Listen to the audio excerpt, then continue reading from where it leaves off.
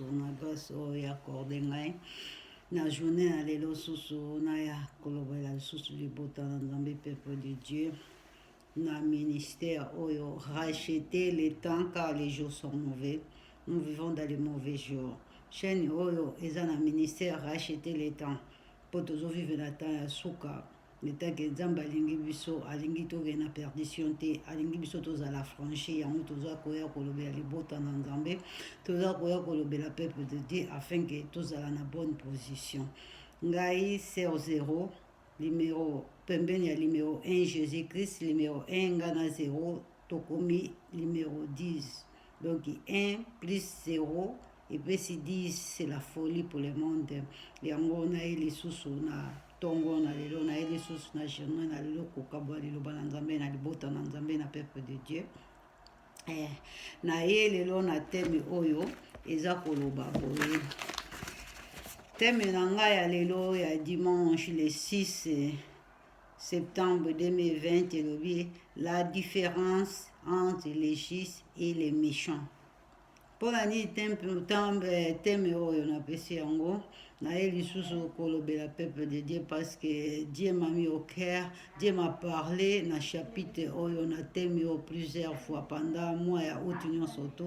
Alors ça a touché mon cœur, ça a bouleversé mon cœur yango na ye kopartager liloba na Nzambe po te na lingo kota boso na traduction na temps oyo ya suka tokomi. Vraiment, ils attendent beaucoup difficile. Moi-même, je vais donner des témoignages que moi-même, ce que j'ai vaincu. Banda, confinement, oyo.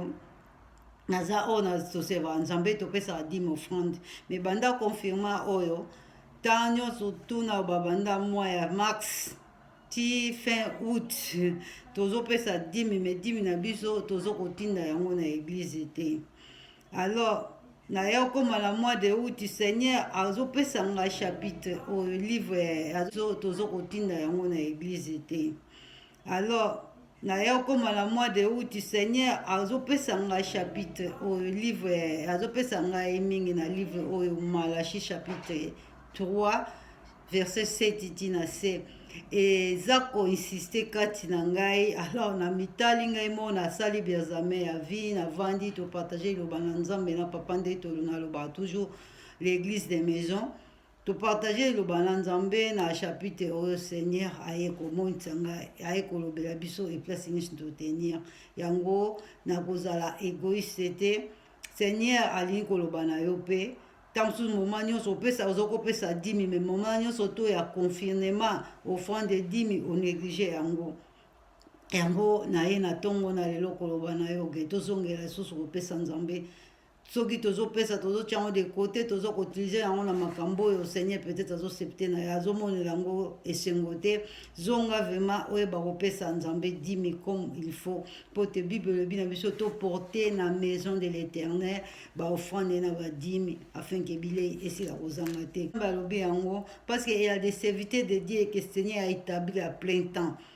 na pleta oyo atabli bango batika misala na bango basalaka lisusu te. Nazwa exemple même Ivan Castanelo aza mutu oyo Seigneur établi aza mutu ya tanga aza na ba diplôme na ye mais Seigneur alobi tika oyo ozalaki nango yaka kosalela ngai. Alors na moment oyo ya confirmement Seigneur mosi biso ke même biso bana na Nzambe tokomi égoïste biso bana na Nzambe to négliger pas to négliger tozotanga parole de Dieu tozopre tozosame to négliger net ngai na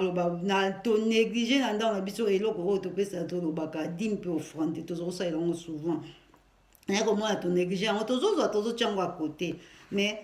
Seigneur moi singa que to négliger tozotinda yango na œuvre de l'Éternel te afin que œuvre de l'Éternel avance. Alors to tie un peu eloko moko ya négligence kati na liloba na Nzambe le temps que Bible lobi que Dieu dans sa parole liloba na Nzambe ezoko marcher kaka na il est écrit wana okoki kosalela ndambu te sans osalela otika ndambu soko osalela ndambu ozosika mususu ezocomplir te ezokokisama liloba na Nzambe te. Le temps que Dieu d'amour le temps que Dieu nous donne la sagesse d'intelligence a révélé l'esprit na ngai na fandi na sali examen de conscience na bino Seigneur azo insister nga na chapitre oyo pamba te ya quelque chose il faut natala na ekota na bomoi na biso na yota na couple na biso tozozwa dim tozotia côté mais tozosala nango 10 minutes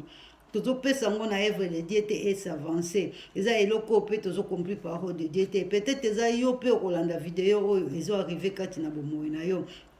ezali vraiment mabe ezali vraiment mabe tomizongisa lisusu kocompris parole de Dieu na 100% mpo te liloba na nzambe ezali ndenge alobi ke na livre oyo ke tocompris baloi na baordonnance na ye donc tocomprir nango na 100% afin ke nzambe asala kati na bomoi na biso ne tanke tozotanga tozoprie tozogene tonéglige dime bien tozozwa dime tozotia kote tozotinda yango na œuvre de Dieu te tozotinda yango te place ekoki kokende vrai et gagner ba arme bon bien et soutenir ministère ko futa ba loyer ko sala ni tozo sala ngote tozo compris parole de Dieu te tozo compris parole de Dieu te alors et vous la passe pe biso to mona ke e pesa biso kamwa distraction bien somni moko boye et loko moko vidi moko kati na vie chrétienne na soki e umeli nzambe azoloba no ozo comprendre te et comme la maman moko nzambe akoloba lisusu te donc nzambe tanga koloba lisusu te tango ozoka voix ya nzambe lisusu te ozokende na perdition na kobunga donc ekomaka mabe ekoma malamu nde mateya na ototala kuna malamu ekoma mabe okomi komona yango su gravité nazopesa na ngai dimi to bien dimi na biso tozotiango akote mpo te tosala nango likambo moko boye okoma omona yango normal nzoka nzambe azosepela nango te nzambe ntango azosepela nte akotika yo obungisami lelo tozoka témoignage basali na nzambe bazokende bazokufa ngo oyo boye o aza epai seigneur te oyebi te eloko moko ocompli te epai na nzambe eloko moko onéglige ozalaki fidèle neti ngai na topesa nzambe tozalaki fidèle na dime offrande mais banda confinement tozo kotinda badimi na biso bofande te na œuvre de Dieu bien église tozo kosambela te alors Seigneur m'a révélé que ezali une faille kati na ndako oyo ekokosala ke enouer biso ekokosala ke esommer biso yango na ye ko révéler susu esprit ya mwana na nzambe moko oyo azali lokola ngai oyo anéglige na ndako na ye bien na couple na ye anéglige eloko wana mpo te liloba na nzambe ezali complet nzambe azali komarche na il est écrit nzambe alingi biso nzambe azali fidèle na liloba na ye mpe alingi biso ntango amoni oyo oza kofaillir moke akoramene yo c'est à toi ya kodiscerne mpe ya kozongisama soki odiscerne te ozongisami ekoma moma moko koyoka esuva na nzambe te okoma moma moko boye okomi kosetone pourquoi ça m'arrive pourquoi oyo ezoarrive ozoyeba te netanke je serve de netanke nazosala boye me nzoka nde eloko moko yo néglige yango omoni yango eza vraiment neti très important te neti nga na koloba nazozwa salaire na nazopesa dime mais ezokende na œuvre de Dieu te eza faille oyo nzambe arévele na ngai alingi mpe na révele bana na nzambe mingi baza na moment oyo ya confirma na moment oyo ya bakristo surtout na moment oyo ya bakristo crise oyo ebeti mutu na mutu akomi chacun pour soi mutu na mutu akomi kose provisoire oyo tozoyeba te bazoloba lobi ekoya boye lobi ekosala boye oyo bazosenga basomba bamapango basomba bazonga babati bandako estce ndako ozosomba ozobati okolala yango okozala na yango mpo te bible elobi na biso ke trésor na biso ya malamu tobati mpo tozwa na lola nyonso ya mokili oyo ekoleka mpe na biloko nango nyonso tokosala na mokili oyo ezali bien mais boni basalaki yango batiki yango bake kaka na eloko wana moke seke wana moke yango bakei na mabele nyonso tokosala eza eboka eza très important mais eloko nali kotire attention ya bana na nzambe mpe na mutu oyo akolanda video oyo fanda sala examen na yo examen ya conscience na yo otala eplace nini peut-être ozokoprie ozogene mais eloko moko ezosala faille nzambe alobela yo na travers ser 0 ozonga lisusu kocompris parole de Dieu na 100% yango na oke liboso na parole de Dieu bongo na kozonga lisusu na exhortation na parole de Dieu na kokende parce que na vanda tali na lobi ke dime yango tozokoloba basale makambo belebele mais tomoni ke na moment oyo ya crise bible lobi ke na dernier jour bato tokokoma baégoïste nayekomona ke to meme biso na église bana na nzambe tozokoma égoïste kati na moment oyo ya crise mais tozoyeba te crise oyo seigneur akopermete yango bible lobi akosala différence entre les justes nde na lobi teme entre les justes et les méchants pardon la différence entre les justes et les méchants akosala différence même na moment oyo ya crise tant yo ozo compris parole de Dieu vraiment ndenge compris ozo pesa nzambe ndenge koki ozo ko tenir na parole de Dieu ozo tenir na prière na ba jeune prière nzambe abia ko sala la différence nzambe pas ça la différence pour na yo il faut comprendre parole de Dieu même na moment oyo ya maladie ya corona na moment oyo ya crise bavant oyo nyonso to ya ba crise ya maladie koya tomoni yango nzambe asali biso grâce boni bakufi na corona boni batendre corona bavandi na hôpital ntango molai biso soki tozwaki corona te toke na hôpital te ezali kaka grâce na nzambe peut-être Dieu nous a souvenaki na biso pe na œuvre moko to complisaki na œuvre na ye eloko moko tosalaki na elanga na ye nzambe approvisionne biso nzambe peut-être pe totambolaki na bato bazali na bacorona toliaki meme na bato yango toyebi mingi oyo biso toyebi bakufi na corona bazokoganye mpe basalaire ya bien koleka biso bazali mpe na bamituka ya bien me batiki yango bakufi ngana oso tokufi te tozwi corona te tovandi na bopito te ezali obele grâce na nzambe grâce wana peut-être nzambe asouvienaki na biso na eloko moko ya moke tosalaki te oyo te bible ezoba biso so tozwi na livre ya Esaïe 38 roi Ézéchiel Seigneur atindaki Esaïa keloba na Ézéchiel roi Ézéchiel okokufa Ézéchiel mais Ézéchiel abalolaki elongi na ye na mire akenda kolela na nzambe abi na nzambe souviens-toi de moi ce que j'ai fait tokozwi na livre ya Esaïe 38 okotanga yango nazopesa introduction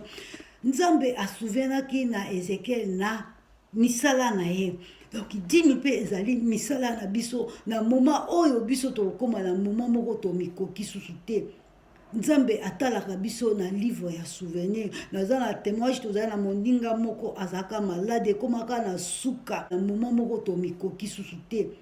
nzambe atalaka biso na livre ya souvenir naza na témoignage tozali na mondinga moko azalaka malade ekomaka na suka na hôpital université clinique hôpital place ya basoin vraiment ya bien mais docteur na suka alobi ke biso tosuki loba nzambe asala donc même bango batamaye bakoma na moment moko basukaka ekomaka moment ya nzambe donc na ina batango ezekizwa tango Esaïa kendaki pa ya Ezekiel akendaki kolobela Ezekiel tomoni ke Ezekiel abalolaki elongi na mire alelaki nzambe amonaki kolela Ezekiel puis atali Ezekiel na livre ya souvenir soki otali yango na livre ya chronique okomona biloko nini Ezekiel asalaki mpo na nzambe bible bino biso Esaïe azonga akomaki meme na ndako na ye te alobi na Esaïe zonga namoni kolela ya Ezekiel kende koloba na ye napesi ye 15 ans de vie ta la grâce Ézéchiel azwaki grâce wana parce que nzambe atalaki na livre ya souvenir ngana oyo tozwi corona te il a que la grâce ya Jésus-Christ peut-être que topesa nzambe ateloko te mais tozwi grâce ngana oyo tokufi na corona te ezobele grâce ya Jésus-Christ nazoba toujours ezobele grâce alors grâce wana to souvenir nzambe na ba bienfait na ba haute fait na ye batu mingi bazo kokufa na ba cancer barate na corona bazwi ba cancer bakufi bonto yo ki ato bakufi na corona cancer mais ngana yo nzambe azobati ya cancer on bajon na ndenge nini nzambe kaka mutayebi nzambe muta permettre yango ngana yo toza na bonne santé nzambe kaka mutayebi nzambe muta permettre yango ngana yo toza na bonne santé bana na biso baza na bonne santé. Donc tout le cas compris parole de Dieu afin que mawape grâce na nzambe ezala souvent katine donc tout le cas compris parole de Dieu afin que mawape grâce na nzambe ezala souvent katina biso yango na eko partager le loba na nzambe na ina kota katina makomi vraiment na nzambe na chapitre au Seigneur a pesinga plus que 5 fois plusieurs fois donc ebouillonner mon thème nanga et déranger bon moi nanga yango na lingi to partager vraiment le loba na nzambe katina livre ya Malachie chapitre 3 verset 7 tina 16 à 17 à 18 tokoma kuna ndenge nzambe akomema biso elobi na biso boye depuis le temps na livre ya Malachie chapitre 3 verset 7 depuis le temps de vos pères vous vous êtes écartés de mes ordonnances vous ne l'avez point observé revenez à moi et je reviendrai à vous dit l'Éternel des armées. Vous ne l'avez point observé. Revenez à moi et je reviendrai à vous, dit l'Éternel des armées. Et vous dites, à quoi devons-nous revenir?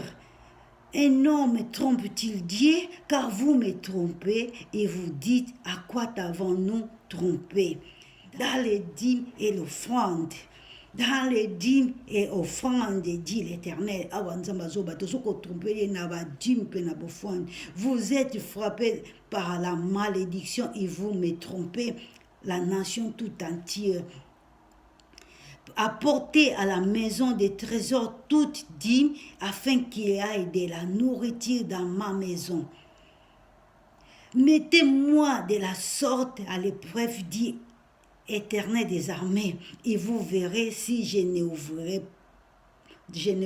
pas pour vous les écluses du ciel, si je ne répandrai pas sur vous la bénédiction abondance. Vraiment, la verset mettez-moi de la part en épreuve, dit Éternel des armées, et vous verrez si je n'ouvrirai pour vous pas pour vous les écluses du ciel, si je ne répandais pas sur vous la bénédiction en abondance. Pour vous, je menacerai celui qui dévore. Il ne vous détruira pas les fruits de la terre, et la vigne ne sera pas stérile dans vos campagnes, Éternel des armées. Toutes les nations vous diront héresse, car vous serez un pays de délices, dit l'Éternel des armées. Vous parlez, et vos paroles sont rodées contre moi, dit l'Éternel, et vous dites, qu'avons-nous dit contre toi? Voilà dans verset 13, dans verset 14, vous avez dit, c'est en vain on serve l'Éternel, qu'avons-nous gagné à observer les préceptes et à marcher avec tristesse, à cause de l'Éternel des armées. Maintenant, nous estimons heureuse et hautain. Oui, le méchant prospère, oui, il tente Dieu et il échappe. Alors ceux qui craignent l'Éternel se parlent les uns et les autres. L'Éternel fut attentif et il écouta, et un livre de souvenirs fut écrit devant lui. Pour ceux qui craignent l'Éternel et qui honorent son nom. Il sera à moi, dit l'Éternel des armées, il m'appartiendra. Au jour que j'ai préparé, j'aurai compassion d'eux, comme un homme a compassion de son fils qu'il sert. Et vous verrez de nouveau la différence entre les justes et les méchants, entre celui qui serve Dieu et celui qui ne le serve pas. La parole de Dieu. Bana na nzambe na ye ko ramene bino lisusu kati na parole de Dieu. Tozonga na liloba na nzambe. Soki to neglijaki na badime na offrande na temps oyo ya suka, na temps oyo ya crise, na temps oyo tozovivre ya crise, tozonga na liloba na nzambe, toyeba kotia nzambe kati na misala, toyeba vraiment kotia nzambe kati na misala pote nzambe aza kosala kaka na makomi na ye, nzambe aza kokompli liloba na ye, vraiment na kozwa ba verset moko vraiment na kati ya chapitre oyo etouche motema na nga, ebouillonne motema na nga, esali nga eramene nga lisusu na misongela eplace nazalaki, eplace natenaki, place nasalelaka nzambe na 100%. Nazoservi nzambe me na remarke ke nazoservi nzambe na 100% te. Et ramener biso susu na les places na nzambe nazokoloba na yo sœur na ngai, frère na ngai, on négligé na 10 000 offrande. Sokolobi église ekangami bien nazokokokende église te, luka e place oyo basali na nzambe baza ko servir nzambe baza apletant otinda badimi luka o place oyo batu bazoko sala évangélisation pour gagner les âmes badimi na yo ekende ko gagner milimo luka ne place na l'église oyo baza na bofelina ba finke eyeba offrande dimi na yo eyeba ko nourrir un orphelin, une orpheline,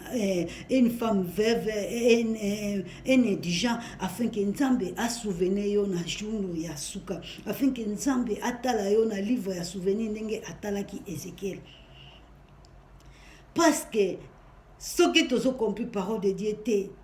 nzambe akotika biso nde mutu kozala na pasi na moment oyo crise oyo eza koya biso nde toyeba koseme na lola biso oyo toyeba koseme parce que namona bato ya mokili babi na crise oyo lifo tosomba baterrain, na crise oyo lifo tosomba bandako, na crise oyo lifo toprovisionne biloko, lifo tosala boye. Mais ekosauve yo baprovision oyo ozosala, ekosauve yo, ekosauve yo, ekosauve yo baprovision ozosala, ekoki épargne yo na baproblème oyo na ekoya parce que bible ebi na tokovivre bamakambo, tokovivre bamaladi, tokovivre batempete. Lupango oyo ozosomba okosutuka na moment oyo tremblement de terre obeta lupango yango ekwei na tremblement de terre operde nyonso tu na lola osomaki eloko te na moment oyo ya crise maladi ekoki kofrape yo. Nzambe po atala yo ntango ozolela, nzambe egere nga na maladi oyo, nzambe akoluka atala yo na livre ya souvenir. Mutu azobelela ngai souvenir anini, eloko nini asala ya malamu mpona ngai na souvenir na sauve na maladi oyo, akotala yo osalaki eloko te, okokufa, okotika baprovision nyonso tu yosalaki. Po oyo bakufaki na corona baleki biso te, biso totikali toza plus que bango te. Eza kaka grâce mpe ngolo ya Nzambe asali tozwa yango te. Yango na ye koloba na yo tomitala eplasi nini. Bible elobi ke toza kotrompe Nzambe na badimi mpe na bofrande. Tala na bomoi ozo kotrompe Nzambe na badimi mpe na bofrande. Na verset 10, na Soukabi, mettez-moi de la sorte en épreuve, dit l'Éternel des armées, et vous verrez si je n'ouvre pas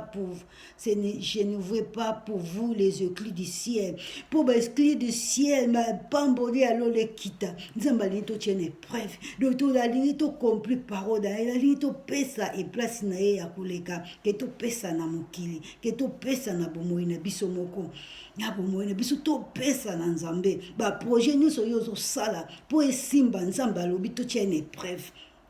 Nzambe alingi totia une épreuve, na épreuve wana tokotala Nzambe aza fidèle na liloba na ye, Nzambe azali fidèle na te na keloko moko maselo alobaka toujours. Nzambe abosana te même so opesaki 1 centime, Nzambe akobosana yango ata mokolo moko te. Nzambe akotika yo te na moment moko ntango okokrie mpo na ye, Nzambe akosala. Tomoni lelo bato mingi ya mbongo bazalaki na babien baliwa eye sipri bango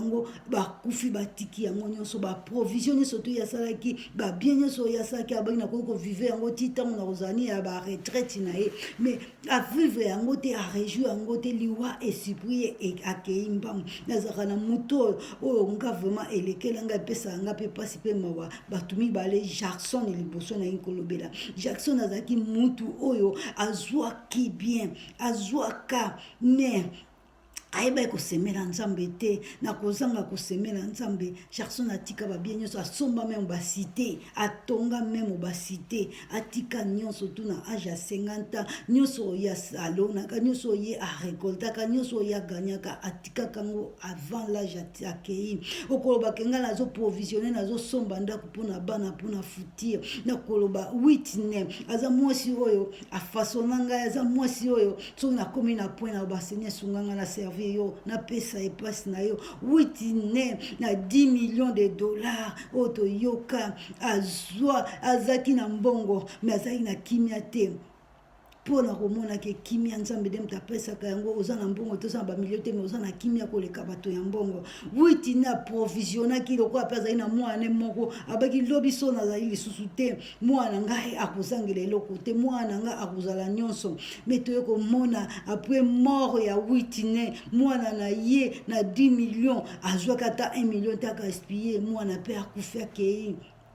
Etango nakomaka na point wana nakoma na bomoi to nanga na bisenye sunga ngai, senye sunga ngai parce que na servi yo na pesa na yo malgré nos faiblesses, malgré cher que nous sommes, nakoma na Nzambe na lobi ke na luka, oh Seigneur na luka ko provisionner même bana na ngai, provision na luka kosala yango epai na yo ke na misala na makasi na ngai. Pote dans na Bible na Psaume 127 elobi ke j'ai jamais vu les justes abandonner ni sa postérité. Wana David azoloba yango amandja même lipa te, ni bana na ye bakomandie même lipa te. pote David ayebaki ko provisionner et place na Nzambe to moni ke provision o David ayebaki ko sala epai na Nzambe ndenge nini Salomo asalaka na ndenge nini Salomo ayebaki ko donner Nzambe. David aza ko ba vraiment j'ai jamais vu juste abandonner ni sa postérité.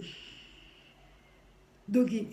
Seigneur, biso toko la provision pour na bana, toko ko kei ko servir pour na futur, pour na bana, pour na provision pour na temps ya crise. Mais to yeba ko provisionner, to yeba ko semer na lola, to yeba ko accomplir parole de Dieu, ne tant que bana na Nzambe, ne tant que chrétien, ne tant que même ceux qui païens aux okolanda yango bato na pese exemple bazai ba païen. Baïba ko la provision c'est no bango ba païen mais batika ki yango avant l'âge batiki yango bakei mwana batiki yango mwana utalie yango pete atiki akei mais nzoka soki wuti na zaki ko pesa na Nzambe soka zaki na Nzambe même soki ya perdaki mwana na ye azala na Nzambe nga ko souvenir même na mwana na ye na livre ya souvenir ndenga souvenaki na Ezekiel yo ngai nzitango toko koma na moment oto mikoki susu te badorte balobi bakoki lisusu te badorte balobi te to tala to lukasiko Nzambe akotala na livre ya souvenir oza na nini pona ye osala nini pona ye pote Nzambe asalela yo pote Nzambe asalela bana na yo Nzambe akotala yo na livre ya souvenir wana eloko nini yo osala pona Nzambe tozonga kopesa Nzambe même soki ba pasteur bakolia yango bakomela ezali likambo na yo na Nzambe te ezali likambo ya pasteur na Nzambe pote bibliologie jugement na Nzambe ezali individuel donc oyo ye akozwa aller à gaspiller na livre ya enfer Ser wana Seigneur amema na enfer alobi na kuta basali na Nzambe na enfer na kuta basali na Nzambe bazokolela sidimi ya église bazali kolia na ningina kezongisa asunga bato asali nanga basali o batika kuna batliaka badimi te tabiso tozonyo comme à cause de dîmes naza na livre wana ya américaine moko atonga atanga akoma yango Maria Beck livre wana soko tangi yango soko bongwani te ekozala pasi mingi pona yo donc yango inaloba pona kopesa Nzambe il y a des gens que Nzambe asala grâce atia don wana ya kopesa nga na yebaka biso na ba 1994 soki na bosani te tozwaka audio ya mosali na Nzambe moko frère mo tozaka na ye azaka na frère na ye évangéliste na Congo na quartier ya Njile atindela ka CD ya livre ya CD moko ya Mateya oyo na livre ya Malachi chapitre 6 chapitre 1 verset 6 tina suka mena kotanga yango ka mukie pona kolakisa biso ke soki ozana don oyo kodone soki ozwi liloba na Nzambe wana Nzambe akomene yo nesika na yo okoma koservir Nzambe pe kopesa Nzambe na livre ya Malachi chapitre 1 verset 6 elobi boye un fils honore son père et un serviteur son maître. Si je suis père, où est l'honneur qui est doué? Si je suis maître, où est la crainte qui est en de moi? Awa Nzambe asuko déclarer droit na ye ne tant que bana na tant que biso bana na ye ne tant que biso bahumbu na ye azako déclarer droit na ye na bisibino mon frère mais c'est mukolo tozwa audio to telam to yoka audio wana zaki bandi basega ba audio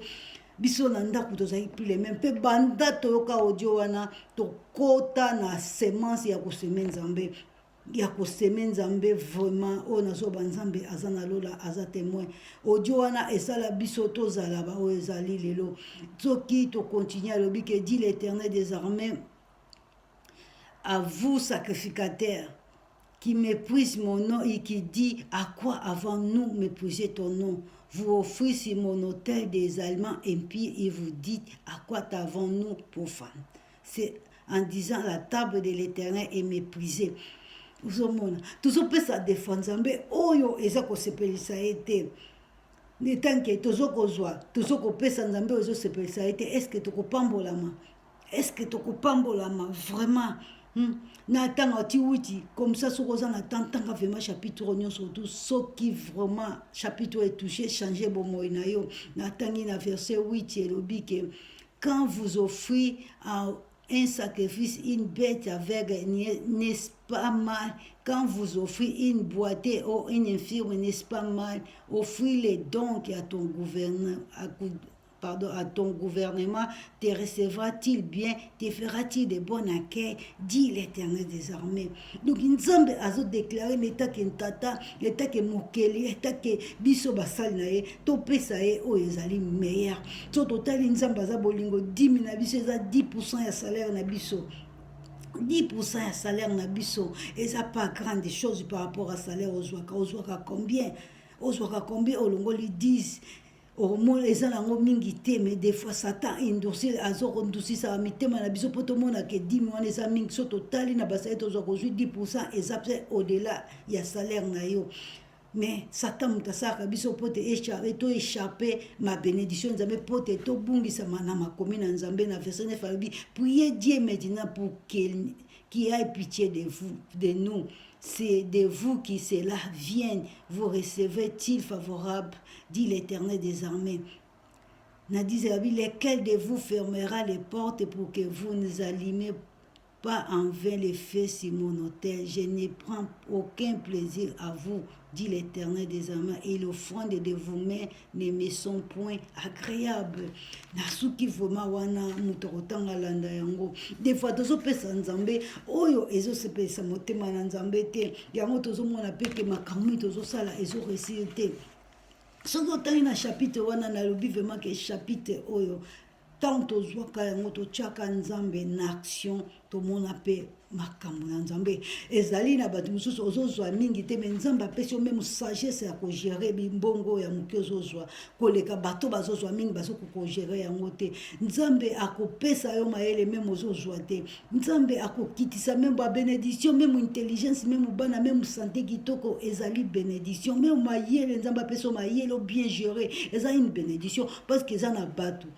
oyo bazozwa au-delà yo double ya toi fa ya yo, mais bazokoka mal gérer parce que baza na nzambe te, parce que bazopesa nzambe te, baza les plus malheureux, les plus pauvres koleka bio oyo ozozwa ya moke ozogere. Nga naza na témoignage même na mosala na biso, bato bazalaki kotone mpona biso, yo étranger oza boye oza na mwana mboka te, oza boye mpona nini biso te? Mais c'est que ezali kaka ya koyeba koservir nzambe, kopesa nzambe, kocomplir parole de Dieu. Oza ya moke ozokogere, ozo bien na nyonso koleka baoyo bazoleka baza nango, baoyo bazoganye plus ke yo. ozomona nzambe alingi tozonga na liloba na ye, tokotanga lisusu na livre ya proverbe, vraiment na livre ya suka na kopesa ya proverbe chapitre 3 verset 9, chapitre 3 verset 9 à 10 ou bien 11, elobi na biso boye: honorer l'Éternel avec tes biens, avec tes prémices de tout ton revenu, alors tes greniers seront remplis de l'abondance et tes cuves égorgera de mou. Seigneur azosenga to honore na nyonso oyo tozokozwa, honore nzambe na nyonso. Nzambe alobi okotala bagrenier na yo soki ekotonisama te, baprovision na moment oyo ya confinement, bamagasin ezalaki kokangama, babiloko ezangaki na magasin, mais yo ozotala ke na ndako ozanga eloko te. Ngai meme na video mo nasala napesa meme témoignage, tosombaka Thomson na mois ya juillet,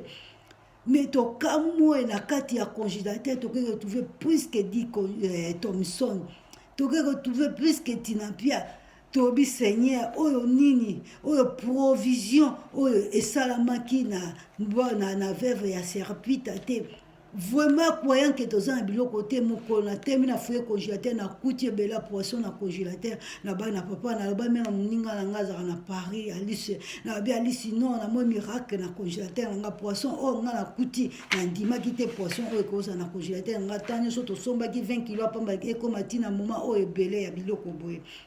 nandimaki te nalobi ke oyo eza miracle ya veuve ya Sérapita kati na yo na moment oyo ya crise. Dieu peut le faire, Dieu peut créer. Nzambe oyo apemetaki veuve ya Sérapita akufa te na moment oyo famine ebetaki 3 ans et 6 mois na mboka wana, mais veuve wana azalaki na provision oyo azalaki ko nourrir même prophète na famille na ye. Mobimba Bible elobi après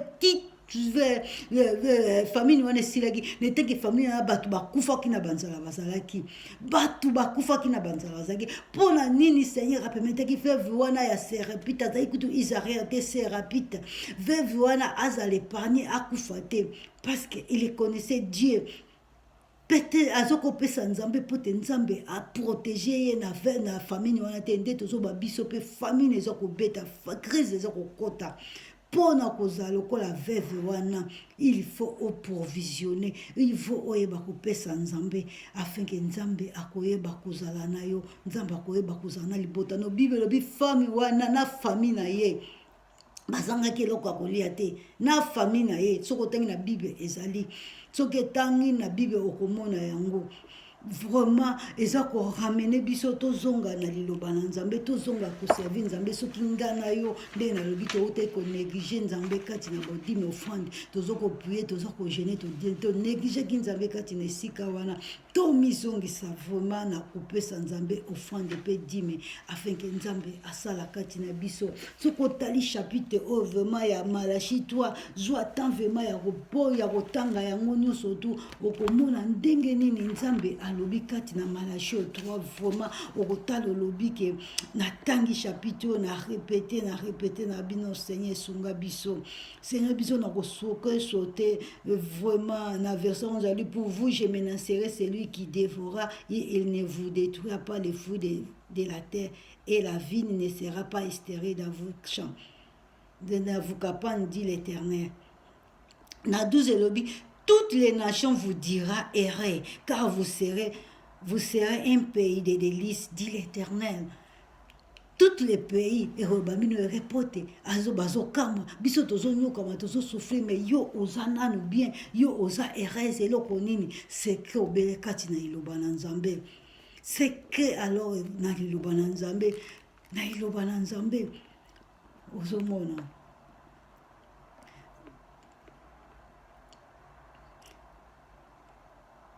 alors na kotanga na 14 vous avait dit c'est en vain qu'on serve Dieu, qu'avons-nous gagné à observer ses préceptes et à marcher avec tristesse à cause de l'Éternel des armées. Des fois, na ba moment oyo to bakapona nini malheur et biso pona nini boye to komi ko déclarer to komi ko banzambe na verset 6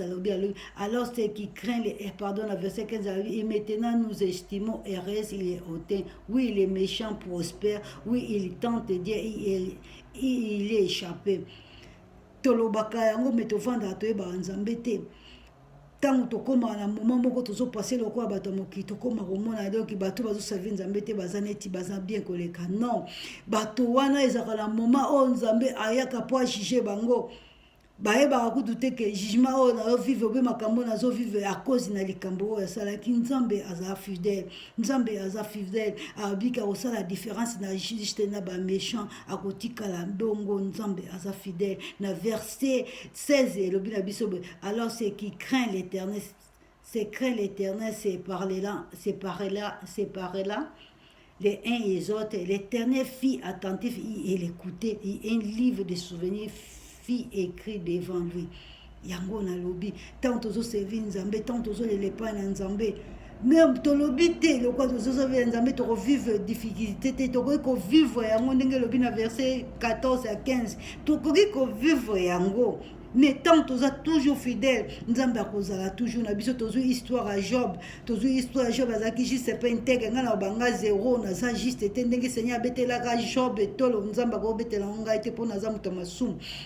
mais nzambe apemetaki nyonso eya epai ya job mais tomoni job loko azalaka fidèle na liloba na nzambe atikalaka fidèle na makomi na nzambe nzambe ayaka kosala yango na verset 16 alobi ke bajuste bakoloba bato oyo bazoservi nzambe bakoloba nsima nango nzambe akoya akofongola livre ya souvenir ndenge nalobi na livre ya Ézéchiel na livre ya Esaïe 38 histoire ya Ézéchiel nzambe akofongola na livre ya souvenir atala babienfait nini asala biloko nini yosalaki mpo na ye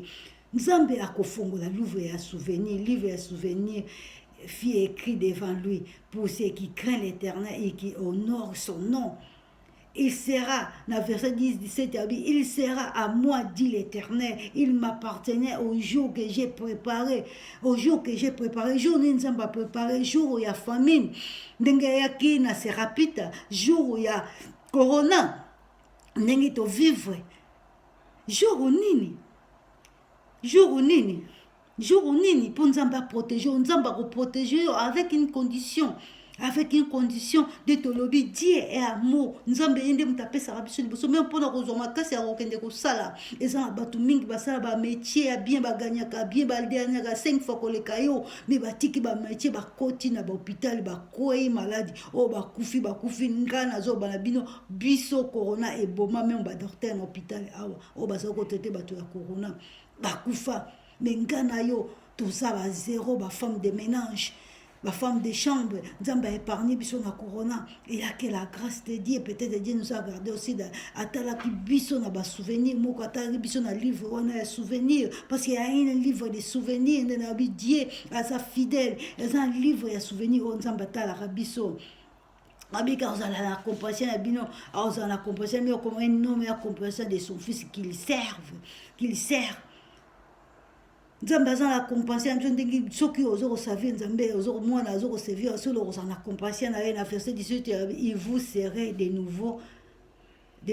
la différence vous verrez de nouveau la différence entre les justes et les méchants entre celui qui sert Dieu et celui qui ne le sert pas nzambe abia osala la différence ko bangate ko talate yozala kati na makomi na nzambe yo vanda kati na parole de Dieu nenko bano mama papa yo oyo négligé qui 10 minutes ngai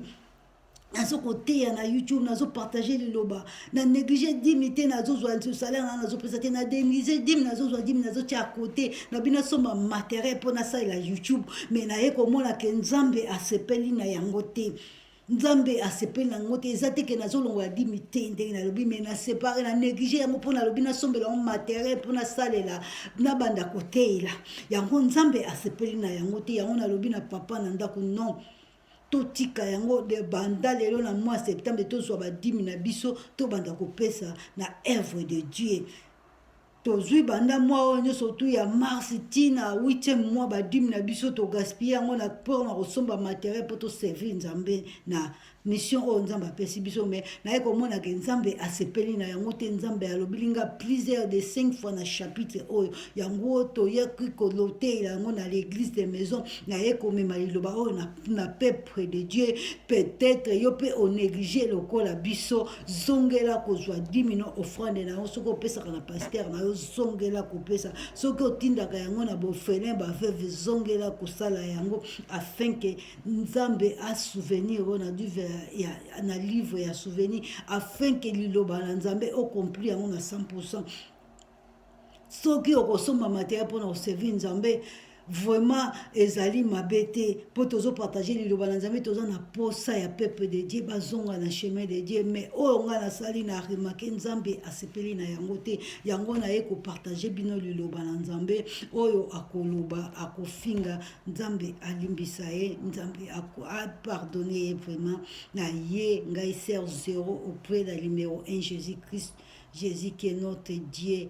alingi to servir de toutes nos cœurs, de toutes nos forces, de tout ce que nous avons. Bambongo tozozwa bampepe maloba tozokoloba nyonso tozosala nzambe alingi to servir ye na 100%. Yango na ye ko ramener les sous-peuple de Dieu kati na parole de Dieu. Soko zaki négligent neti ngai zongela susu ko semer ko banga te au pasteur ko leur ko meleza likambo na ye yo tango pesi. Dieu est fidèle à sa parole. Dieu va accomplir la parole de Dieu ndengalobi la différence la différence na bajiste na méchant na komi na suka nzambe alola apambola bino nzambe alola afuta bino liloba oyo oyeba ko édifier oyeba ko partager yango na mutu mususu aza lokola nga aza lokola yo eyeba ko réveiller susu eyeba ko lamusa ye susu azonga soki okosomba oza na ba projet yeba ko tika yango epai na nzambe projet na nzela na nzambe ekosimba na nzambe nzambe alingi baprojet na biso to